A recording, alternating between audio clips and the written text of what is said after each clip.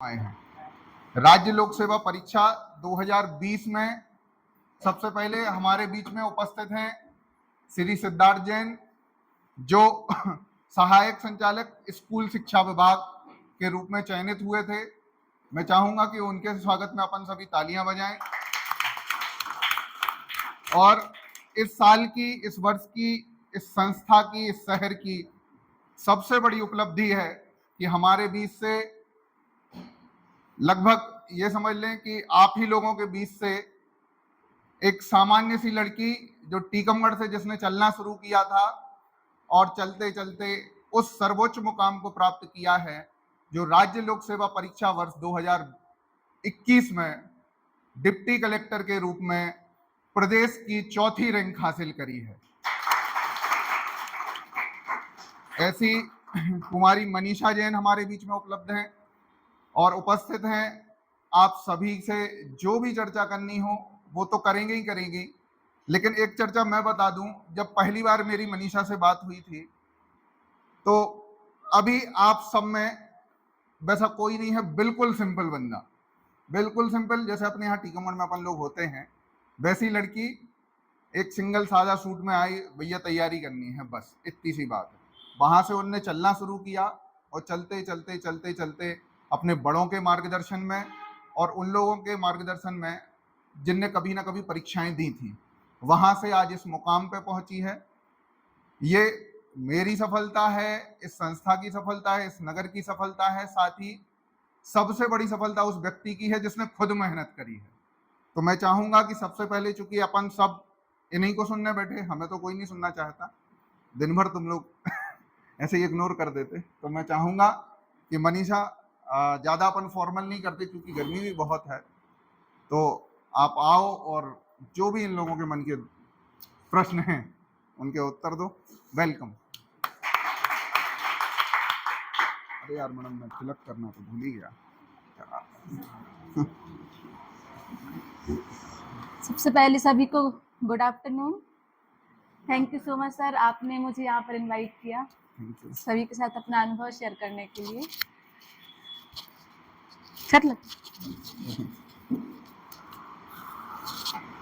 तो अभी आप लोगों की प्री की तैयारी कैसी चल रही है?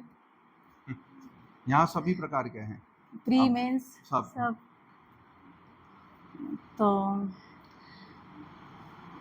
मैं कुछ ऐसे बोलना तो नहीं चाहूंगी, लेकिन हाँ एक लाइन जरूर बोलूंगी जो सबके लिए आवश्यक है। संघर्षमय जीवन का उपसंहार हमेशा हर्षमय होता है। बस आप इस बात को ध्यान में रखते हुए अगर आगे चलते हैं तो निश्चित तौर पर सभी जिस मुकाम तक पहुंचना चाहते हैं जरूर पहुंचेंगे। और बाकी अब आपकी जो भी क्वेरी हो आप मुझसे पूछ सकते हैं, मैं सबका जवाब दूंगी। जिसके भी प्रश्न हो वो सीधे लेना चाह रही। मेरा किसी का इंटरव्यू से रिलेटेड अगर कोई क्वेश्चन है तो आप वो कर सकते हो, किसी का मेन से रिलेटेड है, प्रीलिम्स से रिलेटेड है। चलो मैं जानना चाह रहा हूँ मुख्य इंटरव्यू में कैसा रहा? पीएससी वाले पीएससी है, हाँ पीएससी प्री मेंस वही है, पीएससी है। आईआईटी नहीं। बताओ बेटा, इंटरव्यू का अनुभव कैसा रहा? इंटरव्यू का अनुभव ये रहता है कि आपको यहाँ से लगेगा कि क्या होगा, इतने सारे लोग रहेंगे, मैं कैसे बात कर पाऊंगी उनके सामने। इवन जब आप मॉक भी देते हो तो भी आपको बहुत डर लगेगा कि मैं बोल पाऊँगी कि नहीं बोल पाऊँगी, कैसे क्वेश्चन किए जाएँगे। लेकिन जब आप वहाँ जाते हो ना, तो वहाँ जो रूम रहता है ना, जैसे ही आप एंटर करते हो, आपके मन की सारी दुविधाएँ खत्म हो जाती हैं और लिटरली वहाँ कुछ याद नहीं रहता कि आपने क्या पढ़ा है, क्या आप सीख के आए हो। जो आपका इनबिल्ट रहता है, आपने जो पूरे जीवन भर सीखा होगा, जैसे बिहेव करना, जैसे बातें करना, जैसे आप अपना नॉलेज गेन करना सीखा होगा, वहाँ जाके रियल निकलता है। आप सोचो कि हम बहुत ज़्यादा कुछ अपना नया सीख लें, नया कर लें, बन के जाएँ, तो वहाँ वैसा कुछ भी नहीं होता। आप जेन्युइन जो हो, वो वही पर्सन निकल के आते हो। तो इंटरव्यू के लिए ये है कि बी जेन्युइन, जितना हो सके अपने आप में रहो, जैसे आप हो वैसे रहो। हाँ, थोड़ा-सा मॉडिफिकेशन करने की कुछ चीज़ें होती हैं, वो कर लेना चाहिए। बाकी जो आप हैं, जैसे हैं, जिस परिस्थिति से आए हैं, जिस परिवेश से आए हैं, उस परिवेश की झलक दिखनी चाहिए आप में। क्योंकि वहाँ पर जो भी इंटरव्यू लेने वाला होता है, वो हमसे ना 40-50 साल अनुभव में बड़ा होता है, तो वो आपको देख के ही पहचान लेता है कि ये किस किस्म का व्यक्ति है। वहाँ बनकर आप कुछ प्रूव नहीं कर पाओगे, तो जो आप हो वहाँ पर वो पेश करो, तो इंटरव्यू अच्छा रहता है। और किसी के कोई प्रश्न हैं? मैम आपका एक दृष्टि का इंटरव्यू देखा था, जी। उसमें आपने बताया था कि जैन धर्म ईश्वरी शक्ति में विश्वास करता है। जी। मैम प्राची सक्सेस मैं लेके आता हूँ। जैन धर्म और भारत धर्म कितना मानते हैं? मैं अपनी सफलता में अपने धर्म को, ईश्वर को 100% योगदान बोल सकती हूँ क्योंकि जहाँ भी मैं विचलित हुई, मुझे कहीं कन्फ्यूजन लगी, कहीं जहाँ मैं डिमोटिवेट हुई, तो वहाँ मेरा धर्म ने हाथ पकड़ के रखा। मुझे मोटिवेट करने के लिए कहीं बाहर के साधनों की ज़्यादा आवश्यकता नहीं पड़ी, धर्म मेरे साथ हमेशा रहा। जहाँ भी मुझे लगता था कि अब मुझसे नहीं होगा या मैं कमज़ोर पड़ रही हूँ, वहाँ मुझे धर्म ने हाथ थाम के चला है कि नहीं, तुम कर सकती हो। मैम मेरा नाम जयंत जैन है। मैम मुझे जैन धर्म का ज़्यादा नॉलेज नहीं है, तो उस नॉलेज को बढ़ाने के लिए मैं मतलब किसका अध्ययन करना चालू करूँ? जो प्रारंभिक पुस्तक होती हैं, भाग 1, भाग 2, भाग 3, भाग 4, वो पढ़ सकते हो आप। उससे प्रारंभिक नॉलेज आपको मिल जाएगा वहाँ से। और मैम जिनवाणी वगैरह? जिनवाणी स्तुति वगैरह होती है इसमें, लेकिन आपको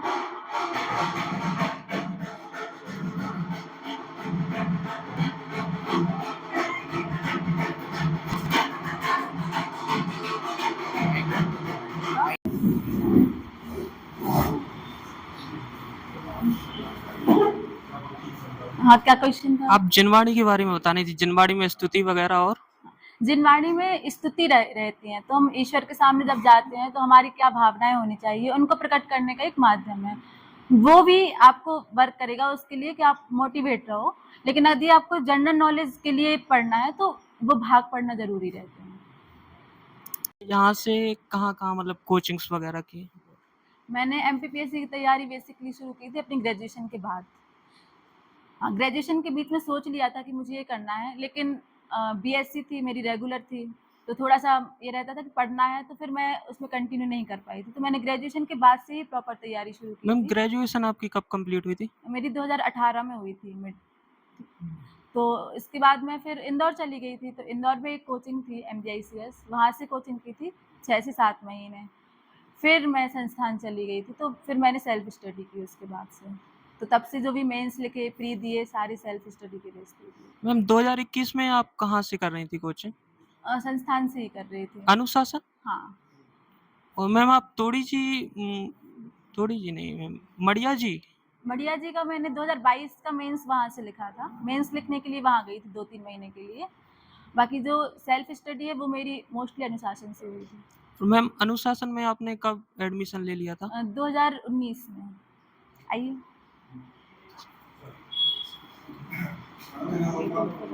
थैंक यू। बैठो।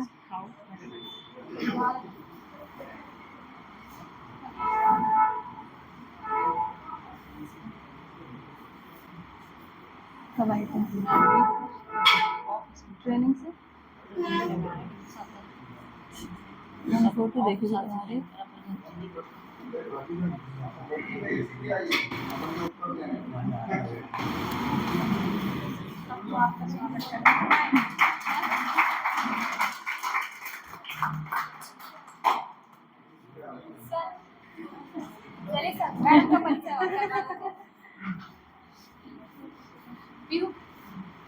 हाँ जी मैम। हमारे बीच में अभी जो नई गेस्ट आई हैं ये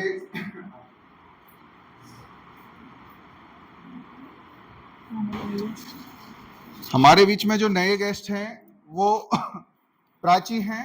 ये अभी वर्तमान में टीकमगढ़ में नायब तहसीलदार के पद पर पदस्थ हैं और 2020 की परीक्षा में, राइट ना, जी जी भूल गई तो हाँ, 19 2019 की परीक्षा में चयनित हैं। चूंकि ये भी नवागत अभी हाल ही में कल ट्रेनिंग कंप्लीट करके आज आ रही हैं, है ना, और अपन को अवसर मिला कि इनसे भी बात कर लें। तो मैंने आज आपके सामने वो 3 लोग हैं जो बिल्कुल न्यूली हैं। हम लोगों तो काफी समय हो गया है ना तैयारी करते करते। ये वो हैं जो अभी करंट सिनेरियो में तैयारी कर रहे हैं। आप इनसे जो भी जिससे भी जो प्रश्न पूछना चाहें, जिसका मन हो, जो प्रश्न है वो आप ले सकते हैं, है ना। बस प्रश्नों की संख्या और प्रश्नों का स्तर वो हो जो पेपर के अनुकूल हो, परीक्षा में लोगों को फायदेमंद हो, है ना। Thank you. बताओ किसके पास है प्रश्न? ये देते जाओ, पूछते जाओ। आई थिंक सो अभी आकाश का प्रश्न हो जाने तो पहले इंटरव्यू भी है अभी हाल हम में लोग तो साथ के हो। तो इसका? प्रश्न भी पूछना चाहिए आपको। यही प्रश्न पूछना था कि जैन धर्म जो आपने तैयार किया था, आपने दृष्टि का मौका भी दिया था, जी जी तो उसमें भी क्वेश्चन हुए थे, जैसे जीएफटी के भी हुए थे आपसे। तो ये तैयार कैसे करें, वो बोलने की शैली को इम्प्रूव कैसे करें? बोलने के लिए बार बार बोलो, मिरर प्रैक्टिस करो। हालांकि वो बहुत टफ होता है मिरर प्रैक्टिस करना कई लोगों के लिए, लेकिन बोलने के लिए आपको बोलना पड़ेगा, है ना। आपस में ग्रुप बनाओ, जो भी इंटरव्यू के हैं, कैसे भी क्वेश्चन हो पूछो एक दूसरे से। हम लोग जो करते थे तैयारी, तो उसके लिए क्या करते थे, मॉक इंटरव्यू लेते थे एक दूसरे के रोज। ऐसा नहीं कि मतलब इसमें बिल्कुल प्रोफेशनल टाइप का हो, लेकिन हाँ आप आपस में ग्रुप बना के उनको क्वेश्चन पूछो एक दूसरे से, क्या क्या जनरेट हो सकते हैं, जो प्रीवियस ईयर क्वेश्चन पूछे गए हैं वो क्वेश्चन देखो, उनका हम कैसे बेहतर जवाब ढूंढ सकते हैं। कि हमारे पास क्वेश्चन रहेंगे, निर्माण वाले हैं वो निकालते हैं प्रीवियस ईयर क्वेश्चन की पूरी बुकलेट, बहुत सारी कोचिंग से निकालती हैं। तो जो क्वेश्चन प्रीवियस ईयर पूछ चुके हैं उनको प्रिपेयर करके रखो कि हम यदि मुझसे ये क्वेश्चन पूछा गया तो मैं क्या आंसर दूंगा इसका। तो उससे क्या होगा, आपका एक आप एग्जैक्ट वहाँ वैसा नहीं बोल पाओगे जो आपने प्रिपेयर किया है, लेकिन आप भटकोगे भी नहीं वहाँ से।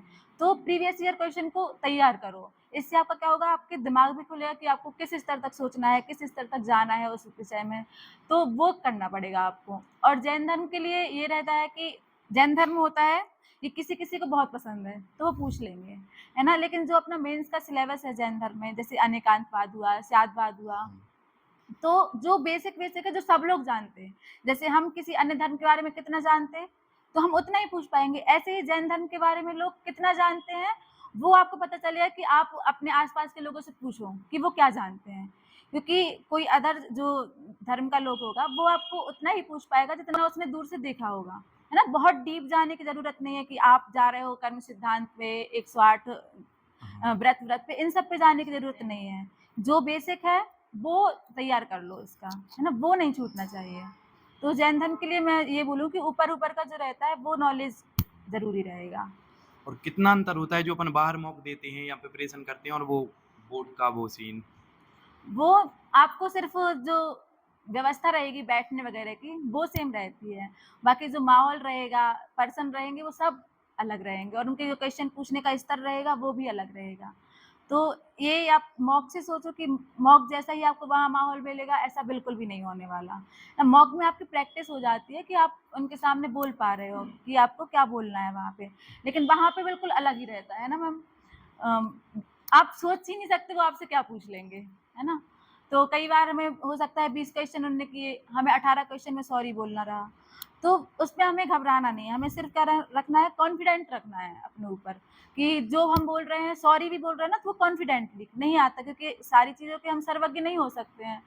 तो बस अपना कॉन्फिडेंट बना के रखना है अंत तक, ठीक है। Thank you.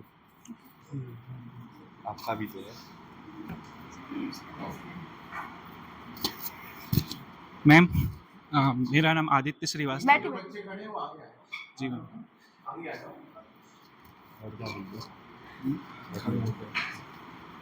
तो मैम क्वेश्चन मेरा ये है कि इंटरव्यू में मैम 75 मार्क्स से स्टार्ट होती है रेंज जी, नंबर जी। देने की, और वो 150 तक जाती है, लोगों को 165 नंबर तक भी मिली है। जी।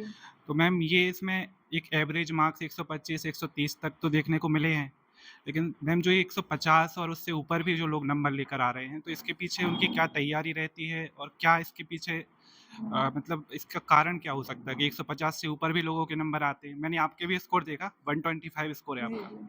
तो मैम ये 150 के अराउंड जो नंबर आते हैं, इसके लिए क्या तैयारी की जाए? और मैम ये 150 के क्वेश्चन आप तीनों लोगों से है मेरा। बताओ मैम क्या ये है मैम 150 वाली तो मेरा इनसे 2019 पूछिए। में 150 थे इंटरव्यू में, पर ये था जैसे कि मैंने जो मॉक दिए थे ना वो सेम क्वेश्चन रिपीट हुए थे और उस टाइम बोर्ड का मूड बहुत चिल था। मतलब मैंने 20 का इंटरव्यू भी दिया था तो वो शर्मा सर के बोर्ड में था, तो मतलब उनकी एवरेज मार्किंग बहुत कम है, तो उस हिसाब से नंबर मिले। पर जब हमारा रैगवा सर के बोर्ड में था और उस टाइम का मतलब लंच के 10 बाद था, तो एकदम लंच करके आते हैं तो एकदम चिल माहौल रहता है और उन्होंने बस रैंडम ऐसे क्वेश्चन करे और ये लक होता है कि आपको वो क्वेश्चन फंस गया जो का और उसका बहुत सॉलिड आंसर आपको प्रिपेयर है, वो खुश हो जाते हैं। मतलब उन्होंने हमसे वही बोल दिया था कि आप इसका आंसर कर दोगे तो मैं आपको डिप्टी कलेक्टर बना दूंगा, पर मेरे मेंस में कम थे तो शायद इसलिए मैं डिप्टी कलेक्टर नहीं बन पाई उस टाइम पर। तो मतलब वो तो उस दिन आपका लक है और उनका मूड ऐसा है, वो है 150। बाकी सबको एवरेज, मतलब कोई एक्स्ट्रा ऑर्डिनरी नहीं है बिल्कुल भी। बोर्ड पे बहुत ज़्यादा डिपेंड करता है क्योंकि किसी बोर्ड की स्टार्ट मतलब लास्ट मार्किंग 130 तक रहती है और किसी बोर्ड की शुरुआत ही 130 से होती है, तो वो डिफर करता है आपका दिन कैसा है उस दिन, क्योंकि बहुत ज़्यादा अंतर नहीं रहती 5 मार्क्स के लिए।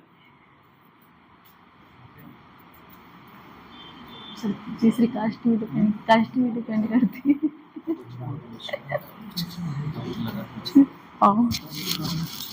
मैम हम मैं ये पूछना चाहता जैसे अपन मेंस के डे टू डे एग्जाम देते हैं तो अपने सपोज डेट 1 या 2 ऐसा मतलब कि अपन सेटिस्फाइड नहीं है, अपन ने मेंस का एग्जाम दिया तो सबसे पहले तो आपको जब आपका प्रीलिम्स क्वालिफाई हो जाता है, और हमें तो लगता है कि प्रीलिम्स के साथ साथ ही मेंस की तैयारी होती है ना। जब आप प्रीलिम्स स्टार्ट करते हो तो वहीं से अपन को जब अपन फ्रेम करते हैं ना कि इसका आंसर ये आएगा, तो हम ये सोचते हैं कि अगर ये 3 मार्कर में है तो हम क्या लिखेंगे, क्योंकि ये सबसे ज़्यादा गेन करने वाले होते हैं।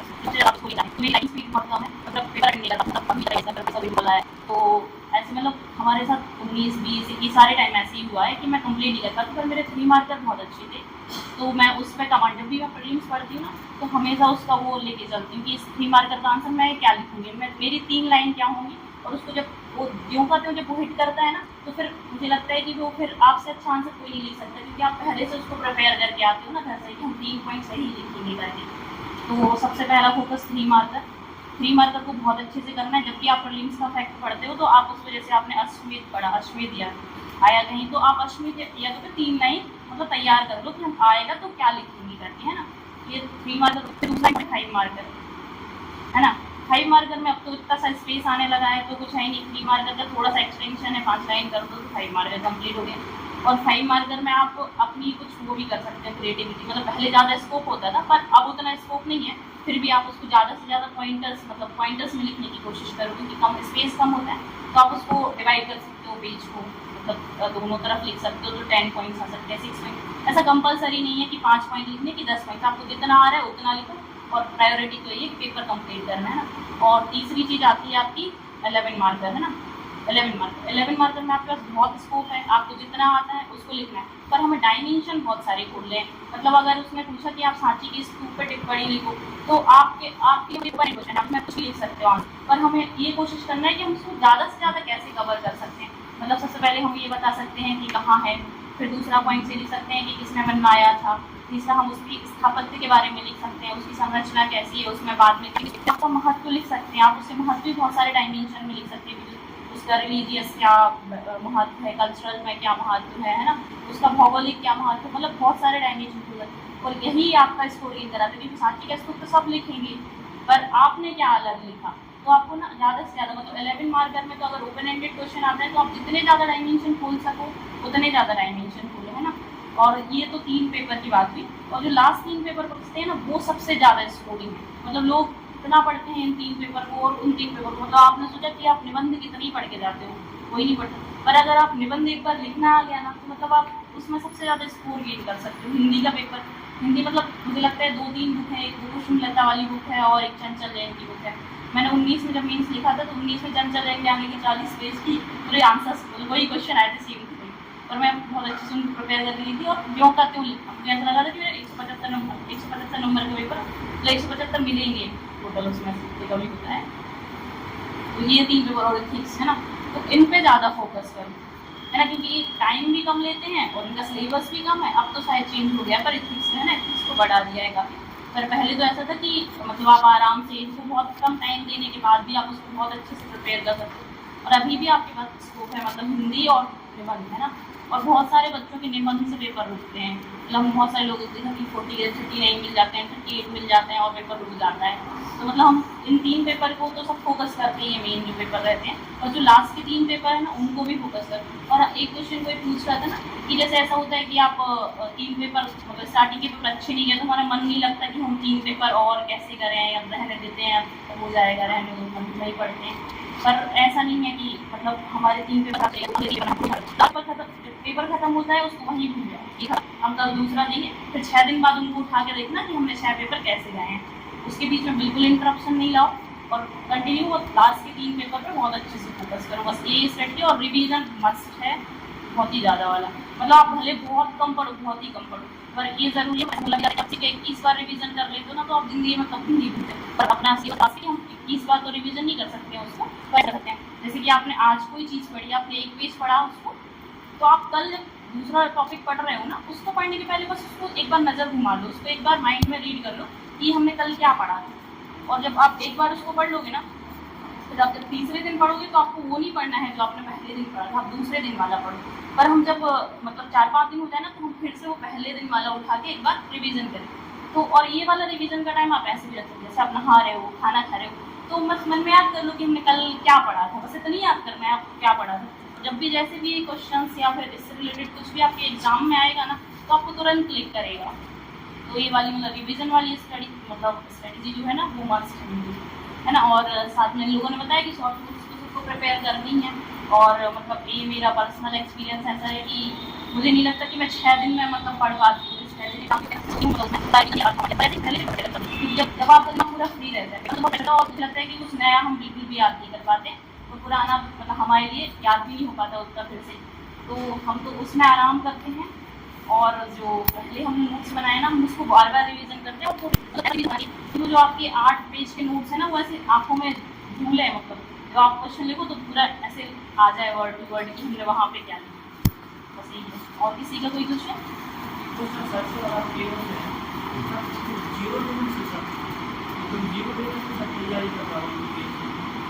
यूपीएससी अभी आप स्कूल में हो, कॉलेज? 2022 में। अच्छा। और लगे कि यार अपन रिकवर कर ले, मतलब उस चीज़ को माइंड में मतलब बिल्कुल भाई लाइन से हट के हो गए एकाएक, फिर मेन सोर्स पे कैसे आए, मतलब उस चीज़ को डिस्टर्ब नहीं होने देना, वो आपने कैसे बनाए रखा? जैसे इतने मैम आपने मतलब कौन सा अटेम्प्ट में हुआ मैम का? सेकंड मतलब मैम आपका जो अटेम्प्ट हुआ तो आपको मतलब किस चीज़ उस चीज़ को कैसे आपने बना के रखा, मतलब उस क्या बोलते हैं उसको, मतलब कि मतलब आउट बिल्कुल एक जैसे बाउंड्री पे कैच बिल्कुल लपकने वाला होता है, मतलब अब तो हाथ से गए फिर अपन को एकदम से आता वो चीज़, मतलब कैसे फिर उसको स्टेबिलिटी बना के रखते? मेंस के लिए मुझे लगता है कि आपके पास शॉर्ट नोट्स होना बहुत ज़रूरी है। यदि आप हर जो भी आप पढ़ रहे हो उसकी एक शॉर्ट नोट्स आपके पास रहेंगे तो क्योंकि हमें कॉन्फिडेंस कब आता है जब हमारा रिवीजन हो जाए ना। तो जो हमारे पास 9 से 10 घंटे रहते हैं एक पेपर के दूसरे पेपर के बीच, उसके लिए ज़रूरी है आप शॉर्ट नोट्स बना के रखो आपने कि आपके जो भी सब्जेक्ट्स है वो आपके 8-10 पेज में कवर हो पूरे, क्योंकि रिवीजन होता है तो हमारे पास कॉन्फिडेंट अपने आप बूस्ट हो जाता है। मेरे हर सब्जेक्ट के शॉर्ट नोट्स रहते थे और इवन सब में सर्कुलेट भी करके रखते थे। और रिवीजन होगा तो आप में कॉन्फिडेंस अपने आप आ जाएगा। और दूसरा होता है कि वहाँ पे आपको स्लीप लेना बहुत ज़रूरी होता है। जो 10 से 1 बजे के बीच की स्लीपिंग टाइम है वो लेना बहुत ज़रूरी है। यदि आप उतने ही स्लीपिंग लेते भी हैं तो आप रात भर जग के जो आपने पढ़ाई करते हैं उससे जितना आप गेन नहीं कर पाते वो सोने से आप उसको गेन कर लेते हो। तो सोना बहुत ज़रूरी है। तो प्रॉपर नींद लो और अपने नोट्स को प्रॉपर रिवाइज करके जाओ तो आप में अपने आप कॉन्फिडेंस आ जाता है। आपका क्वेश्चन ये था ना कि क्वेश्चन अगर चेंज होते हैं तो उसको कैसे हाँ क्रिएटिव सर वो सब तो उसमें क्या रहता है जो मेंस रहता है मेंस में अधिकतर टॉपिक ऐसे आते हैं जिनसे अपन परिचित रहते हैं, है ना। अपने सिलेबस का 80% पार्ट तो आती है, मतलब अपन ओवर थ्रू होके जाते हैं अपन मेंस में, है ना। तो जब अपन मेंस की प्रैक्टिस करते हैं, जब अपन मॉक टेस्ट लिखते हैं या जब अपन क्लास टेस्ट या फिर बैठ के लिखते हैं, तो उसमें क्या करना है, अपन को अपने माइंड को ऐसे ट्रेन करना है कि कोई भी सब्जेक्ट अगर आए तो इसके बारे में मैं 6-7 लाइन तो लिख सकता हूँ, है ना। उसका भी फॉर्मेट अपने दिमाग में बन जाता है ना। जैसे अगर किसी चीज़ के बारे में पूछा उनने, तो अपन को पता है कि इसका अपन को डेफिनेशन देना है, उसकी कोई विशेषता देना है, या जो भी क्वेश्चन की डिमांड है, तो अपन को ऐसे माइंड को ट्रेन करना है। अगर आप ऐसा माइंड को ट्रेन करोगे ना, तो फिर आपकी ये समस्या नहीं आएगी एग्जाम में। और आपको 3 घंटे में आप ऐसा नहीं कर सकते कि आप यहाँ पढ़ के गए, बस आप सिर्फ पढ़ के जा रहे हो और वहाँ पे लिख दोगे, ऐसा नहीं होगा। आपको पूरी स्ट्रेटेजी बनानी पड़ेगी, आपको उस कंडीशन के लिए भी तैयार रहना पड़ेगा कि अगर कुछ चीज़ सिलेबस के बाहर तो कुछ नहीं आता, लेकिन सिलेबस में ही कुछ बहुत डीप आ गया, तो उसको कैसे हैंडल करना है।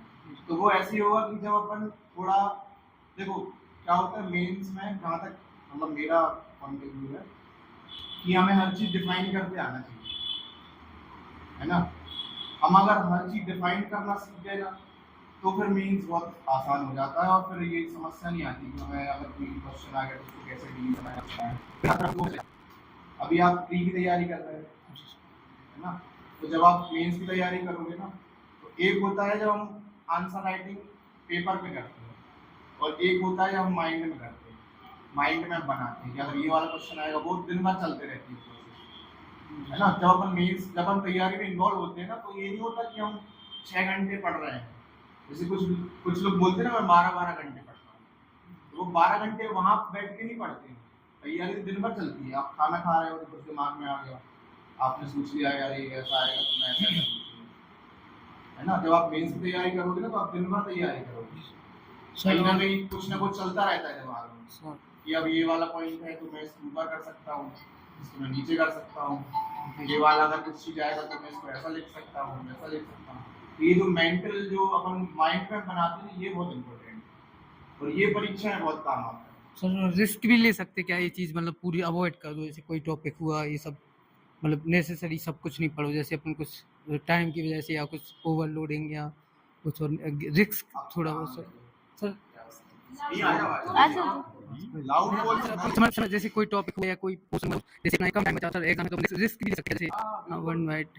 देखो आंसर राइटिंग करते हैं, मैं तो ऐसे करता था कि सबसे पहले तो मुझे पेपर पूरा करना है ना।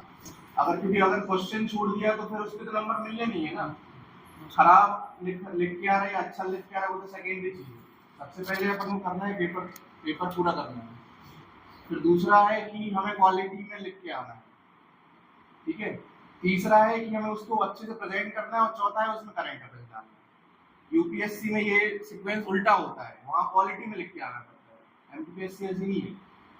एमपीएससी में आपको पूरा लिख के आना है, फिर सेकेंडरी आपको क्वालिटी में लिख के आना है, तीसरा है आपको प्रेजेंटेशन अच्छा करना है, चौथा है करंट अफेयर्स। ये सीक्वेंस होना चाहिए। अब चाहे वो 2024 हो नहीं रहा, आप लोग तो 24 के लिए तैयारी कर रहे होंगे, तो 24 के में तो यही होगा। अगर आप पेपर पूरे करके आ गए ना, तो आपका, मैं गारंटी लेता हूँ, आपका इंटरव्यू कल तो आ जाएगा। सिलेक्शन तो सेकेंडरी चाहिए। सिलेक्शन कब होगा? जब आप उसको बहुत अच्छे से लिख के आओगे, जो पूछा है, जो क्वेश्चन की डिमांड है, उसके आधार पे उसी टाइम में, है ना, और क्वालिटी में और अच्छा प्रेजेंट करके आओगे, और उसमें थोड़ा करंट अफेयर्स भी रिलेवेंट करके आओगे, तब आपका सिलेक्शन होगा। आगे डाउट क्लियर?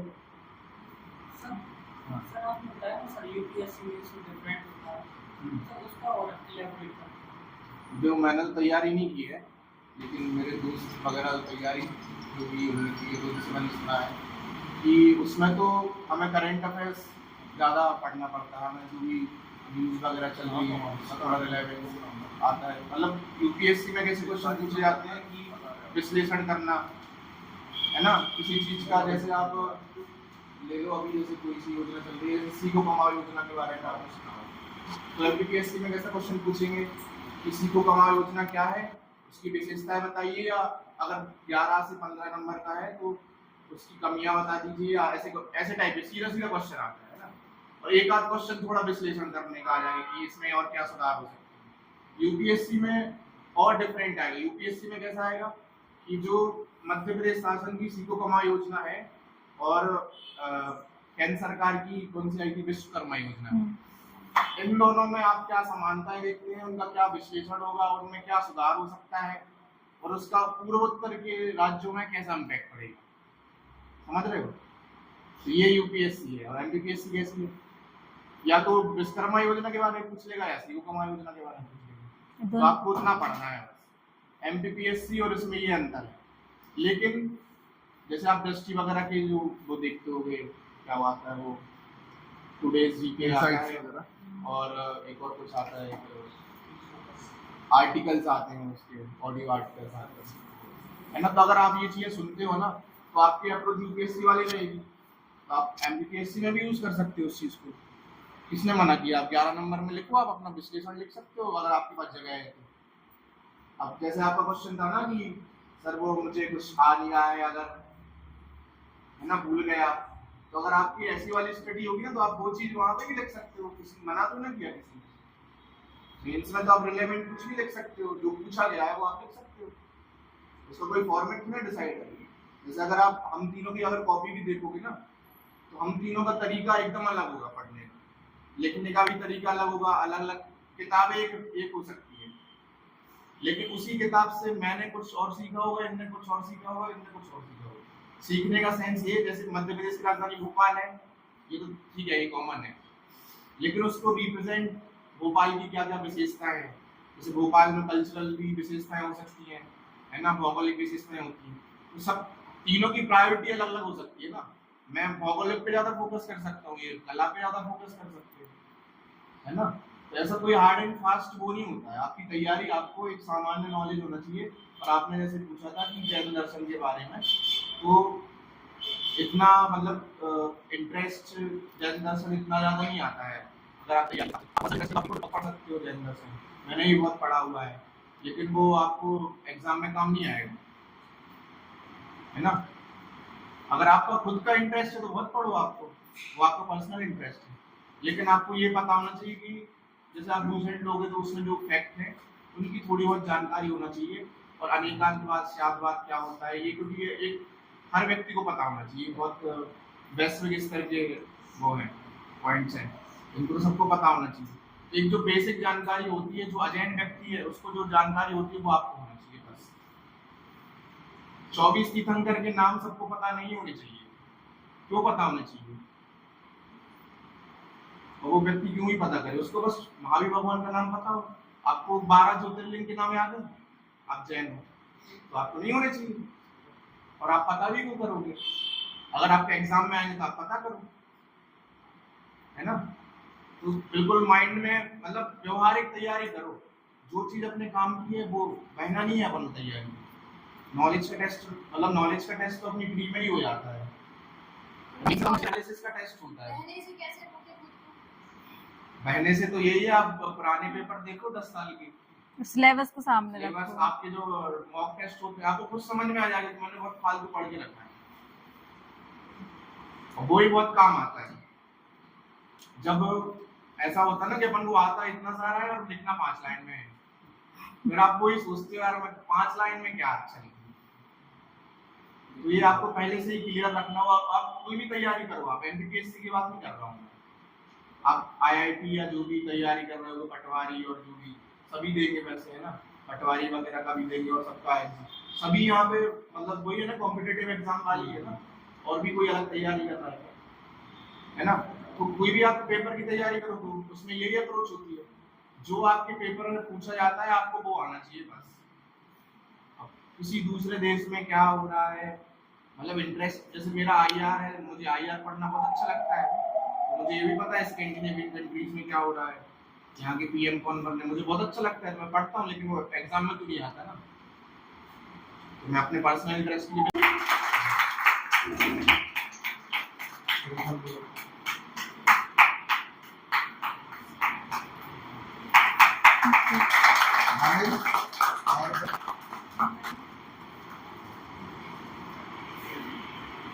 वो करो प्राची के लिए।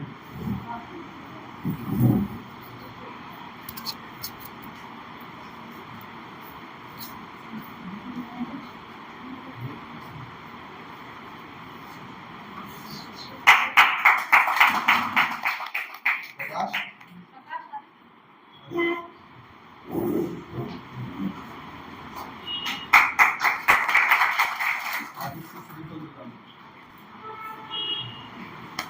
ऐसे एक मिनट सभी नाहिशा एक मिनट, आप सभी इधर आ जाओ और एक कोई फोटो ले लो। सर आप भी आ जाइए। हमारे क्या है मैडम, चलिए।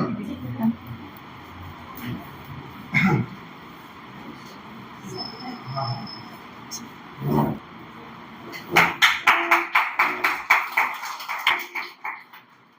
थैंक आओ नाहिद। इसको सैली, शिल्प और आप में से कोई भी आना चाहे, ऐसा नहीं है, आगे बैठे समय नाम याद आपको है। पूजा अंजलि खाली और बजा लो, अपने पैसा अंदर है।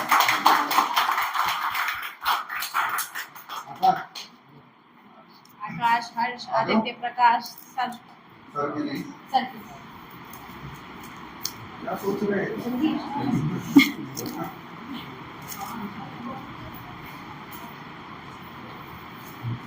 तो वही देखना है।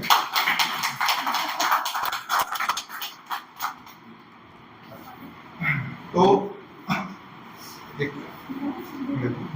एक बेटा, हम भी हैं। सौरभ सर संजय सर आ जाए मैं भी आपको इसलिए